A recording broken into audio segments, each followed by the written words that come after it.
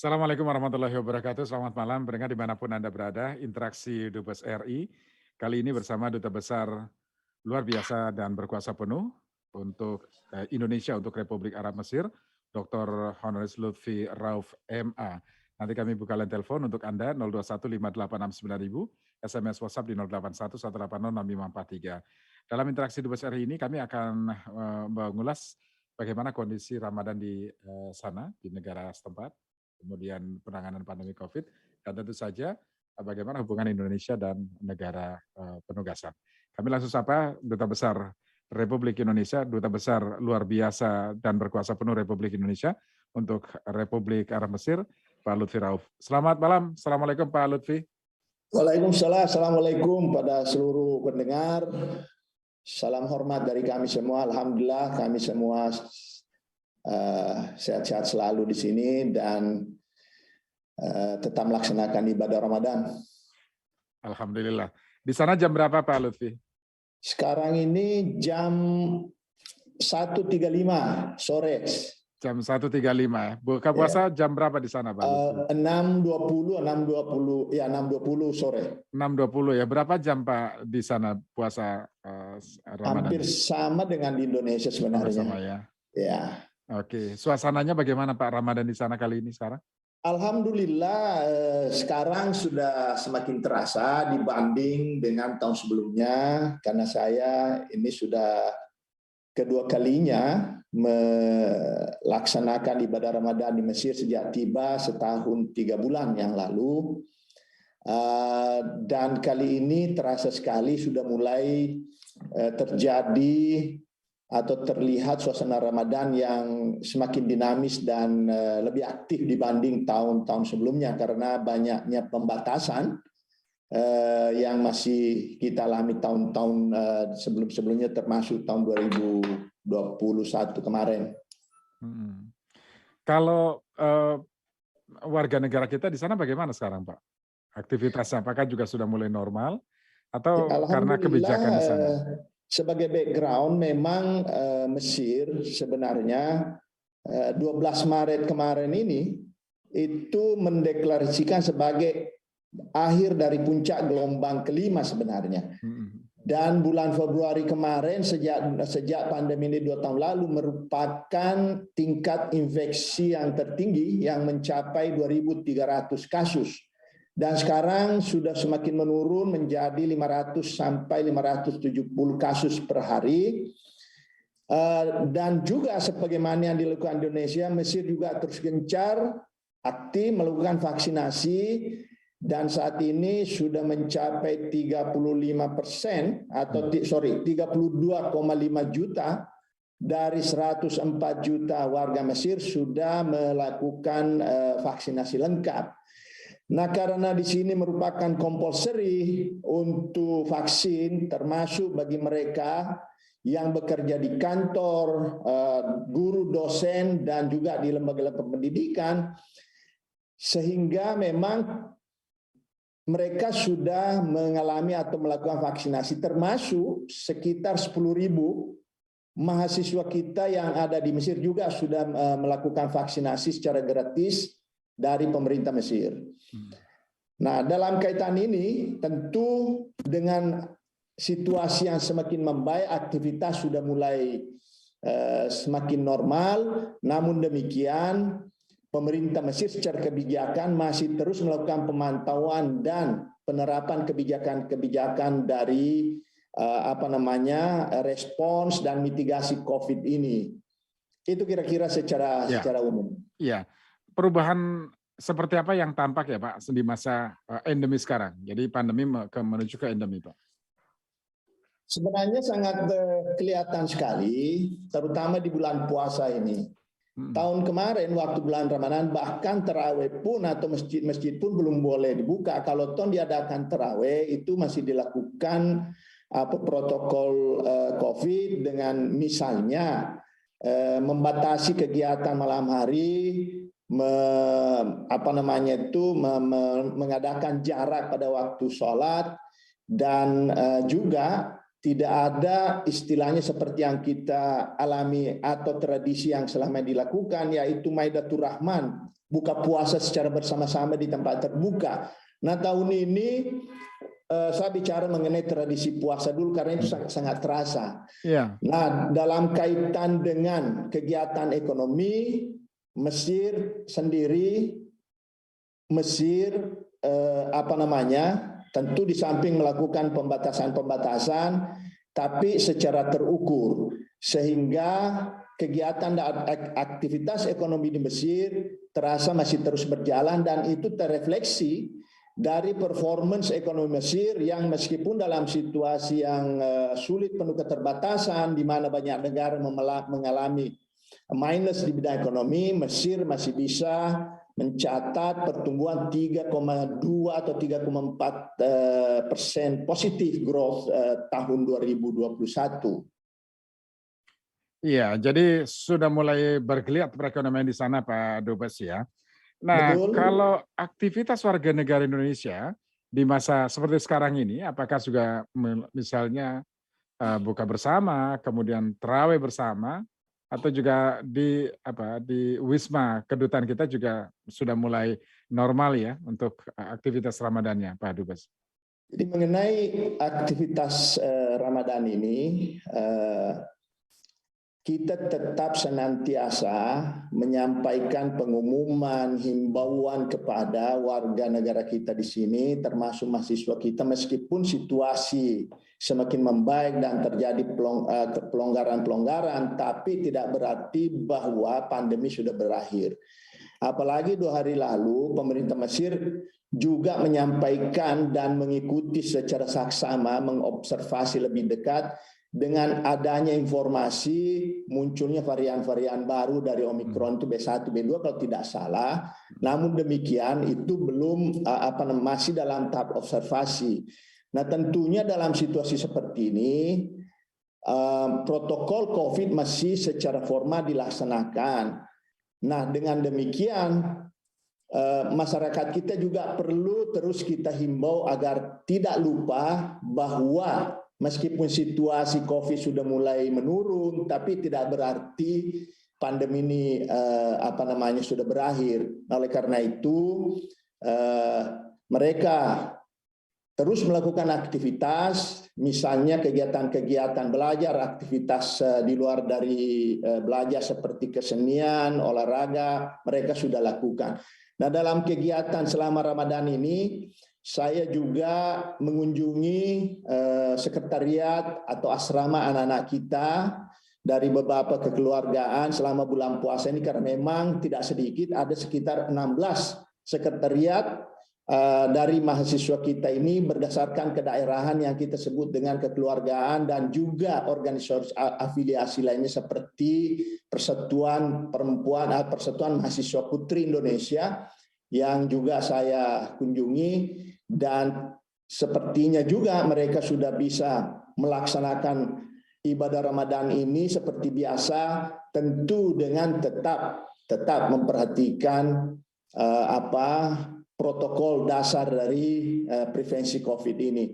Ya. Mengenai KBRI sendiri, tentunya juga kami masih mengikuti perkembangan karena juga harus menyesuaikan dengan arahan atau kebijakan dari Jakarta.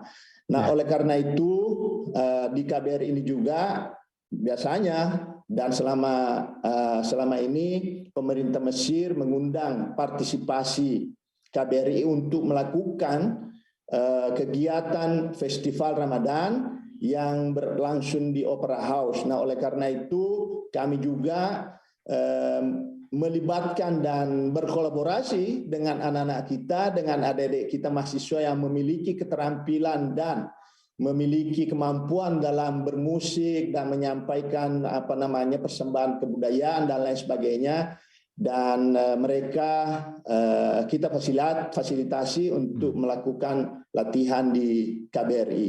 Yeah. Jadi secara umum sudah ada pelonggaran-pelonggaran di KBRI, namun demikian kami tetap menerapkan protokol yang memang secara aturan di Mesir dan di Indonesia kami harus lakukan. Oke. Pak Dubes, kita sapa pendengar, ada Pak Slamet Muksan di Tangerang. Dan untuk pendengar yang lain silakan Anda bisa sampaikan pertanyaan di 0215869000, SMS WhatsApp di 0811806543. Kami masih berbincang bersama Duta Besar Luar Biasa dan Berkuasa Penuh Republik Indonesia untuk Republik Arab Mesir, Dr. Honoris Lutfi Rauf MA.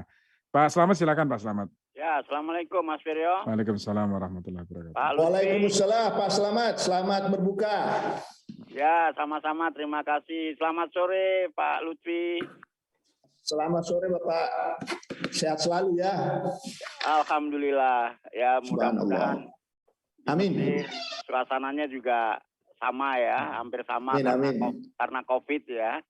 Saya ingin mengatakan begini nih, sedikit saya agak sedih ya terhadap Mesir. Mesir itu identik dengan Muhammad Salah. Dan kemarin tuh Mesir selangkah lagi ikut Piala Dunia, tetapi harus dijegal oleh Senegal. Wah, itu bagaimana, saya mau tanya, bagaimana perasaan rakyat Mesir yang menunggu-nunggu, karena padahal Qatar dan Mesir itu tinggal sejengkal. Tapi memang itulah, Mesir juara Afrika bisa, tetapi untuk Piala Dunia rasanya berat sekali. Padahal pemain-pemain Mesir itu banyak yang merumput di Eropa. Apa kurang beruntung atau bagaimana, dan rakyat di sana itu bagaimana menanggapi kegagalan terhadap Mesir, itu yang pertama. Yang kedua, Pak Dubes, bahwa Mesir dan Turki adalah salah satu atau yang utama, dua negara itu yang utama tujuan mahasiswa Indonesia memperdalam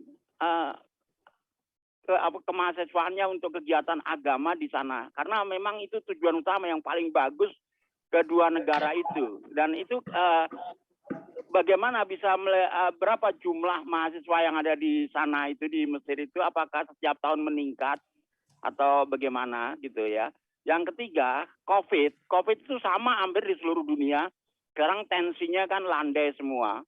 Ada yang sudah membebaskan ya segala-galanya, ada juga yang masih prokes ya. Semuanya kan tidak perlu menjadi perdebatan. Tapi yang paling utama kelihatannya memang COVID akan diakhiri pada tahun ini untuk seluruh dunia, karena memang semua sebagian udah hampir lebih dari separuh negara udah normal kegiatannya. Ya, Indonesia Pak Lutfi mulai kemarin 1 April ya 2A itu apa? Itu pelajaran 100% hampir mulai semuanya. Jadi saya berterima kasih bisa bicara langsung dengan Pak Dubes yang luar biasa ini. Mudah-mudahan Mesir informasinya bisa lebih jelas lagi. Dan ini terakhir untuk El Sinta. Kemarin tentang Pakistan, sekarang Mesir. Besok kalau bisa Spanyol, di sana banyak Islamnya luar biasa. Ada Spanyol sudah Pak. Sudah Spanyol, saya ketinggalan berarti. Oke, terima kasih ya Pak Slamet ya. Baik, waalaikumsalam warahmatullahi wabarakatuh. Pak Khairul Huda di Depok, Pak Khairul ya, Pak Khairul di Depok. Silakan Pak Khairul. Ya, Assalamualaikum Pak Dubes. Waalaikumsalam, salam hormat, selamat berbuka Pak Khairul. Ya. Saya itu punya impian pengen kuliah di Mesir tapi gagal Pak dulu Pak. Silakan Pak. Kadang anaknya sudah 5 Pak, nggak bisa kayaknya. Iya, barangkali anaknya Pak ya melanjutkan cita-cita ayahnya. Saya mau tanya Pak, saya ada adik saya di Mesir tuh Pak, adik ipar. Iya. Cuman informasinya belum komprehensif. Saya punya anak ini kelas 3 SMP Pak, dia di pesantren sekarang. Kemudian dengar-dengar katanya ada yang aliyah di sana ada ya Pak, usia SMA, usia aliyah sudah ada. Nah, yang ingin saya tanyakan itu adalah di sana itu bagaimana Pak ya, situasinya kalau anak aliyah itu. Anak saya putri Pak, kebetulan perempuan, gitu. Kira-kira ideal nggak Pak kalau ke sana usia aliyah? Sarannya seperti apa ya? Karena kata pamannya itu yang di sana itu katanya bagus Bang di sana, gitu kan? Ya.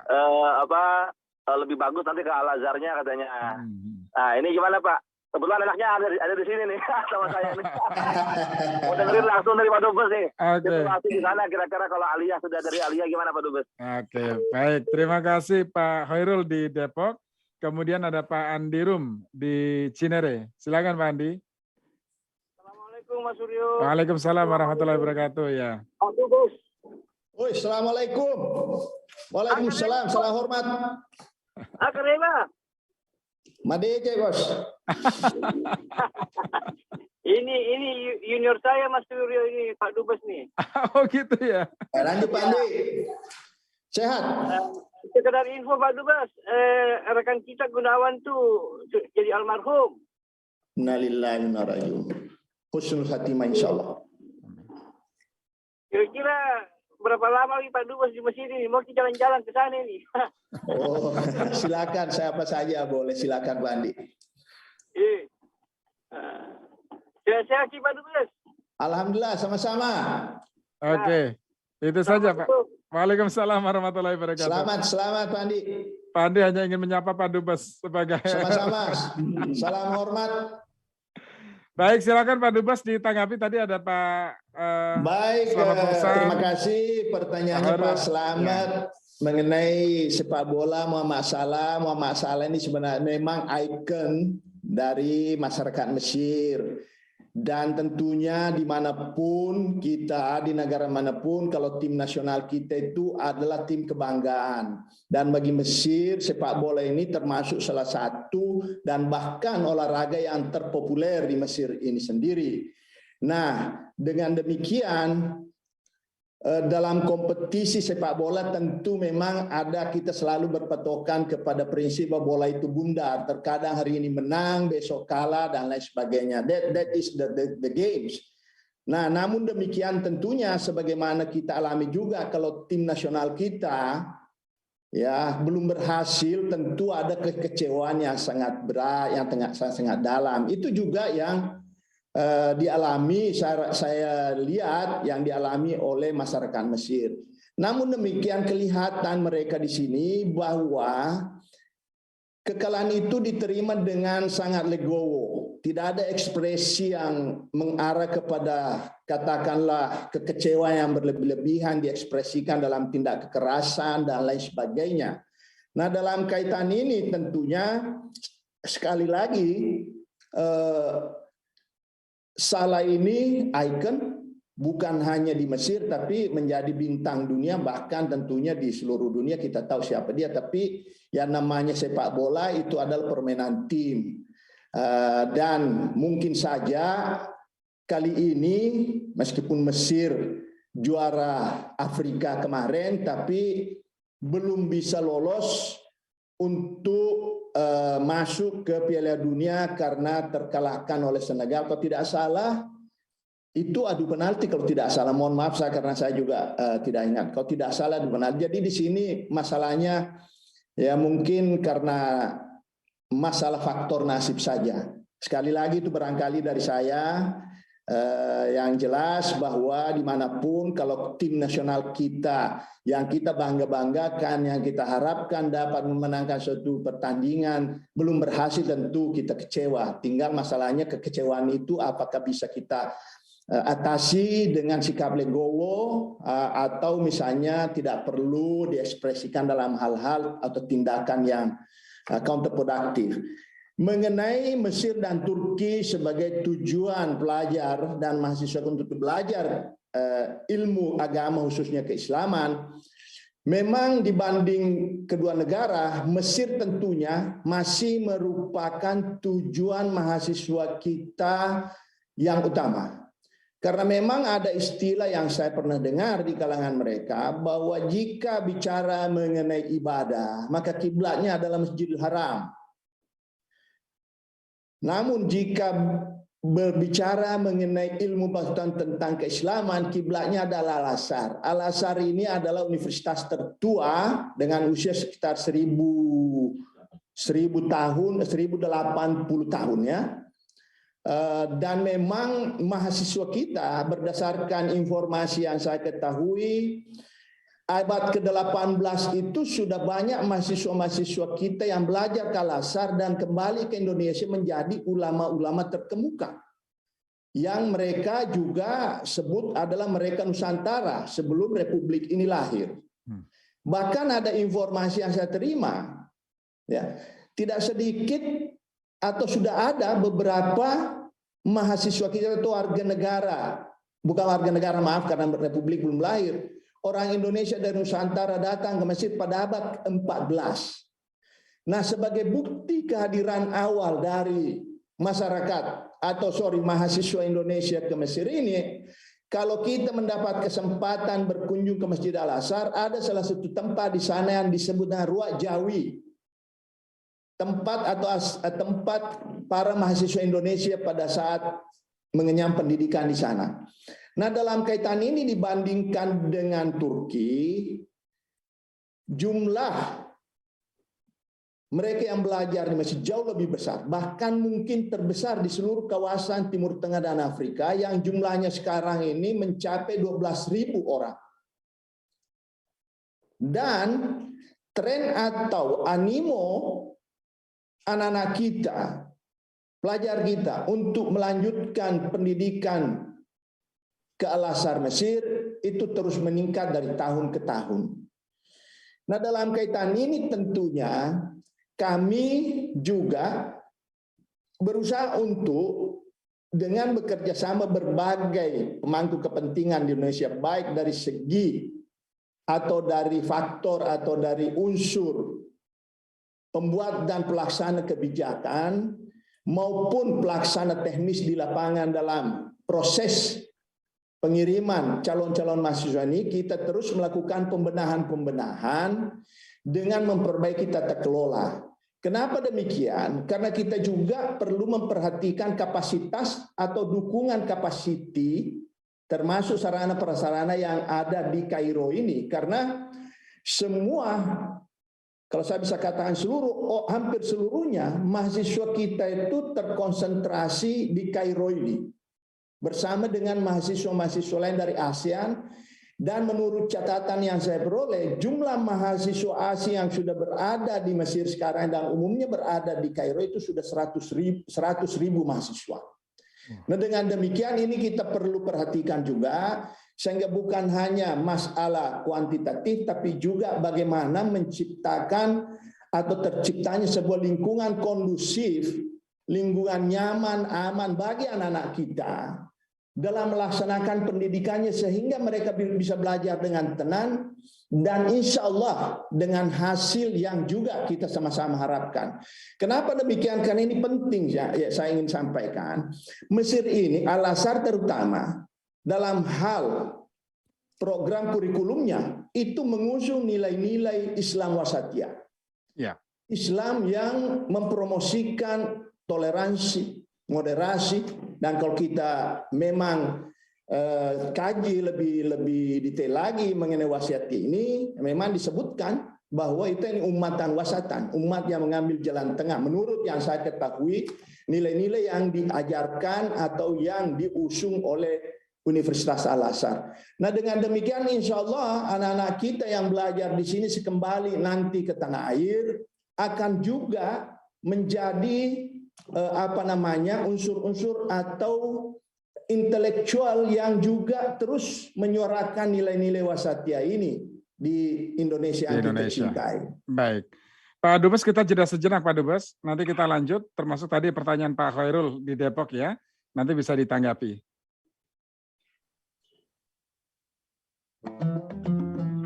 Interaksi Dubes RI.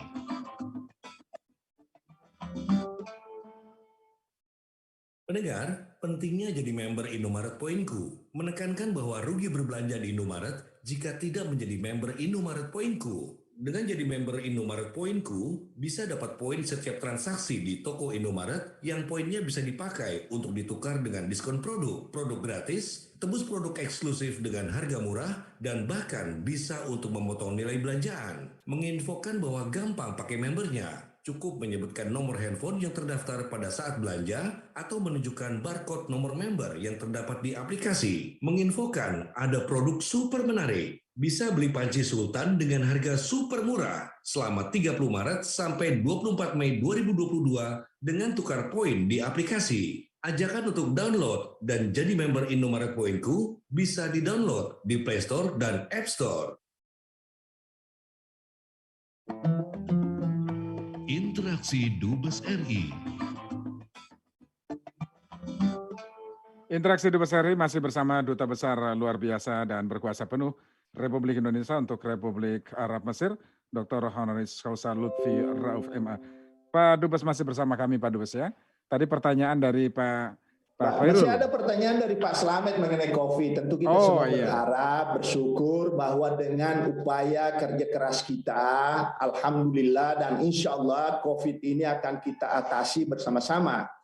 Karena tidak ada satu negara pun yang terbebas atau tidak ada seorang pun individu bisa mengatasi masalah ini. Namun demikian kita bersyukur dengan segala jeripaya kita, masalah COVID ini insya Allah kita bisa selesaikan, bisa tuntaskan, bisa atasi, dan tanda-tanda ke arah sana sudah ada. Namun demikian kita tidak bisa lengah karena juga di beberapa tempat nampaknya masih ada kasus infeksi yang justru menunjukkan kecenderungan menaik seperti di RRT misalnya, dan juga di beberapa tempat di Amerika Serikat masih ada kecenderungan. Namun demikian tentunya kita sudah memiliki informasi yang lengkap, kita memiliki cara-cara, strategi, mitigasi, dan juga pendekatan-pendekatan medis lainnya, sehingga dengan pendekatan yang komprehensif dan terintegrasi ini, dengan kesadaran kita semua to protect ourselves dengan menekankan langkah-langkah prevensi, insya Allah kita akan terlepas dari COVID ini. Ada pertanyaan dari Pak Khairul tadi yang mengatakan tentunya kalau bicara belajar itu tidak ada kata tua atau kata muda, karena proses belajar itu adalah perintah untuk terus menambah pengetahuan mulai dari ayunan sampai liang lahat kelak. Namun demikian tentunya ada masalah waktu, masalah kapasitas, dan inilah kesempatan bagi anak-anak kita juga untuk melanjutkan keinginan-keinginan kita yang mungkin belum tercapai, termasuk dalam ini keinginan Pak Heru untuk belajar di Al-Azhar. Nah, tadi pertanyaan beliau punya putri di kelas 3 SMP tertarik untuk belajar melanjutkan sekolahnya di tingkat aliyah di Mesir.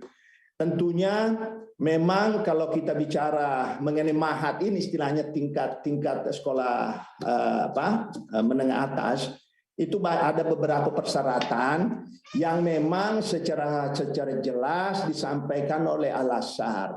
Nah, salah satu syarat yang disampaikan di sana, dan itu kami juga sudah terus-menerus mensosialisasikan melalui Instagram KBRI ini, Indonesia in Cairo, nama alamatnya, di sana sangat jelas syarat-syarat dari Al-Azhar dan juga ketentuan-ketentuan yang diberikan oleh pemerintah Indonesia, karena tentunya dalam hal pengiriman anak-anak kita di sini sekolah ke luar negeri, itu adalah hak mereka untuk mendapatkan pendidikan. Pada saat bersamaan tentunya mereka juga memiliki hak pada saat berada di negeri orang untuk mendapatkan perlindungan. Nah, dalam berbagai hal sehingga mereka berada di negeri orang ini bisa belajar dengan aman, nyaman, dan lancar, dan insya Allah dengan hasil yang baik.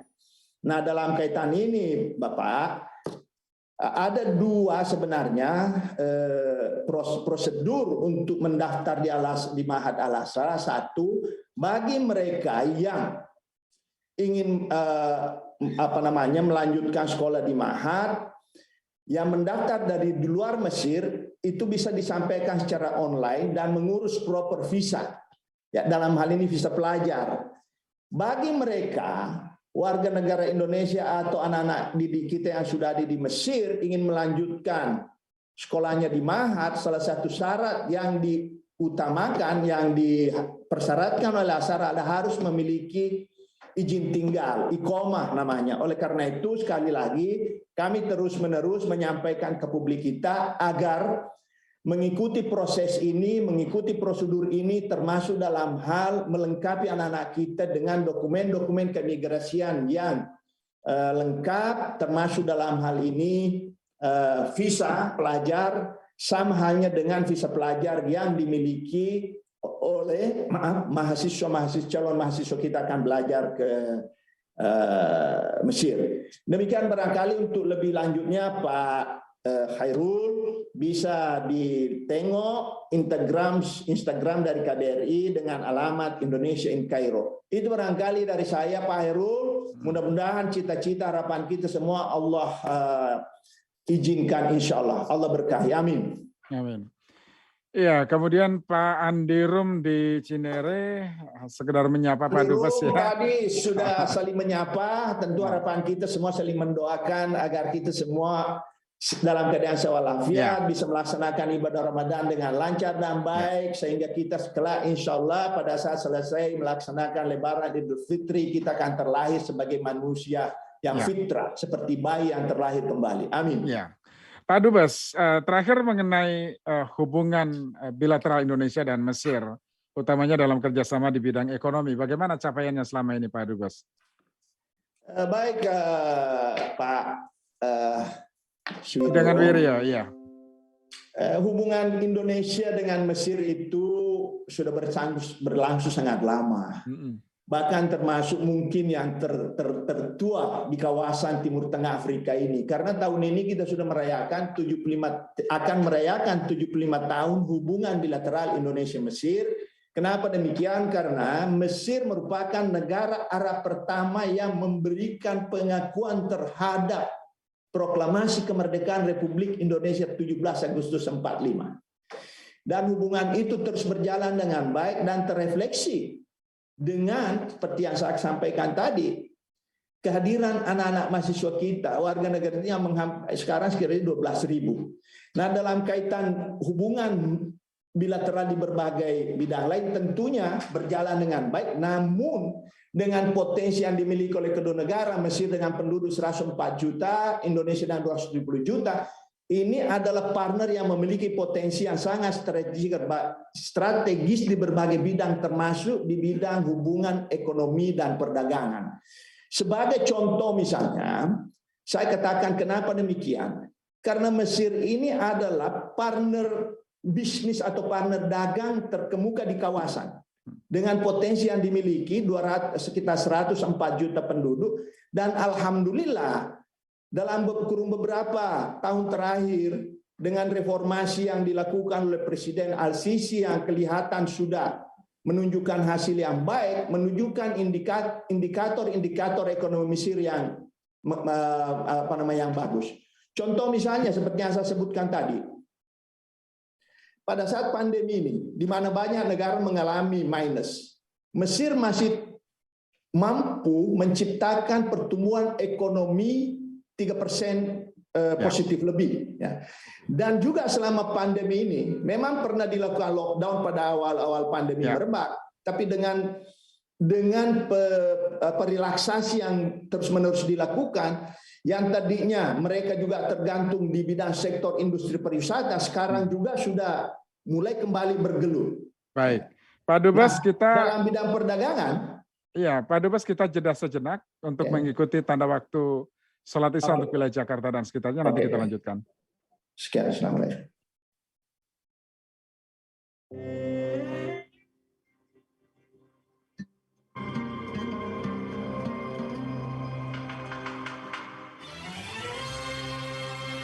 Waktu sholat Isya untuk wilayah Jakarta dan sekitarnya telah tiba.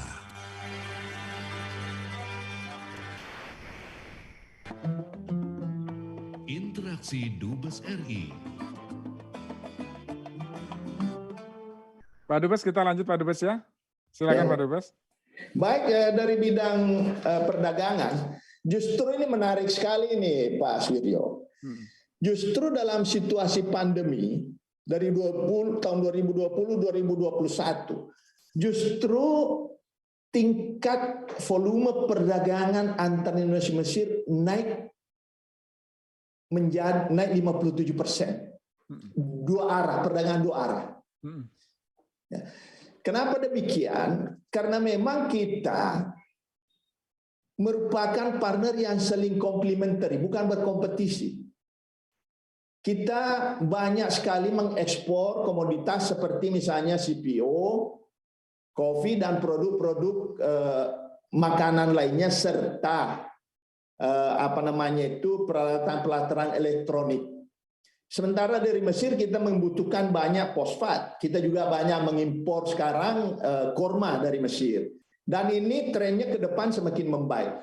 Oleh karena itu, kami di sini berusaha dengan bekerja sama berbagai stakeholders atau pemangku kepentingan baik dari tataran pemerintah maupun tataran pelaku bisnis untuk terus memberikan kemudahan dan fasilitasi bagaimana menciptakan kondisi yang lebih kondusif, yang lebih bagus agar potensi dari kedua negara ini bisa ditingkatkan karena masih banyak ruang untuk meningkatkan itu. Ya. Nah, oleh karena itu yang kami lakukan adalah terus-menerus melakukan promosi, bukan hanya promosi tapi sudah melakukan transaksi penjualan berbagai komoditas atau produk-produk ekspor kita termasuk produk UKM. Yang kedua adalah kita dalam proses finalisasi penandatanganan MOU untuk pembentukan Joint Trade Commissions antar Kementerian Perdagangan Mesir dan Kementerian Indonesia yang kita insya Allah rancang untuk membahas masalah-masalah yang berkaitan dengan perdagangan ini yang merupakan hambatan-hambatan dalam perdagangan sehingga potensi-potensi yang ada yang dimiliki kedua negara sebagai partner yang saling mengisi, saling melengkapi itu bisa ditingkatkan. Ya. Nah, oleh karena itu di bidang ekonomi perdagangan ini potensinya sangat besar dan juga tentunya Mesir ini memiliki posisi strategis dalam konteks geografis sebagai negara yang berada di antara Afrika Timur Tengah dan Mediterania dengan kemudahan yang dimiliki Mesir dalam hal hubungan dagang dengan Uni Eropa, dengan Afrika Timur Tengah, tentunya ini bisa dimanfaatkan sebagai potensi bagi Indonesia, baik dari segi investasi maupun dari segi perdagangan dengan mengekspor kembali produk-produk Indonesia masuk ke Mesir. Contoh misalnya, sekitar 70% biji kopi yang beredar di Mesir ini itu berasal dari Indonesia. Dan mereka bisa mengolah dengan cita rasa mereka sendiri dengan campuran berbagai spices, dengan campuran berbagai cita rasa karena mereka bagus dalam ini. Lalu diekspor ke luar negeri seperti Afrika bahkan as far as Kanada. Nah ini kan bentuk kerjasama kolaborasi yang baik. Demikian juga dengan CPO.